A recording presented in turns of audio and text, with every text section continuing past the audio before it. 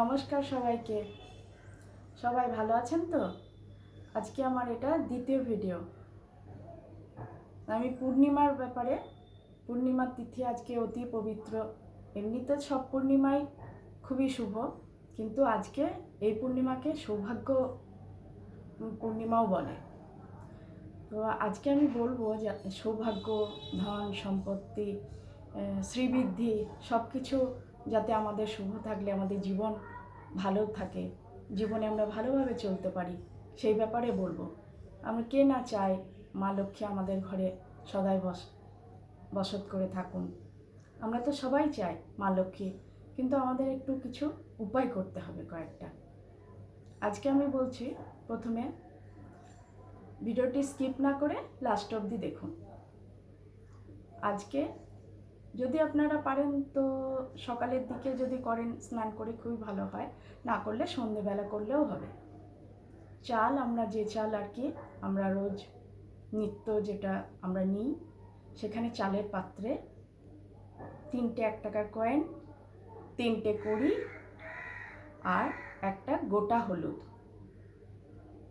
চালের পাত্রে তলায় রেখে দেবেন, কারণ মা লক্ষ্মীকে প্রণাম করে। মা লক্ষ্মী সদাই ভরা থাকবে, সদাই আপনার ঘরে ভরা থাকবে।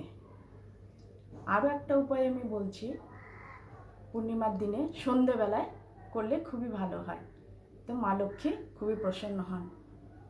মা লক্ষ্মী আজকে সন্ধেবেলায় যখন সন্ধে জ্বালবেন, ঘিয়ের প্রদীপ জ্বালাবেন সন্ধ্যের সময়।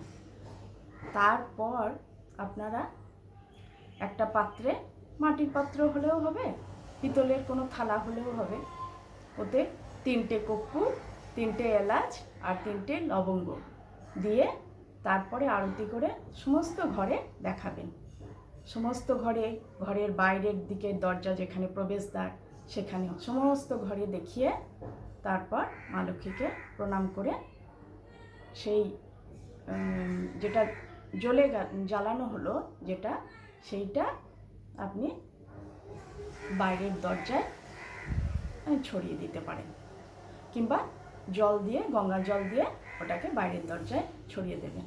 দেখবেন মা লক্ষ্মী সদাই আপনার ঘরে বসত করবে। মা লক্ষ্মী সদাই খুবই প্রসন্ন হবে। এই ভিডিওটি আপনাদের ভালো লাগলে লাইক আর শেয়ার আর সাবস্ক্রাইব অবশ্যই করে দেবেন, তাহলে নেক্সট ভিডিওটা দেখতে পাবেন। ধন্যবাদ সবাইকে।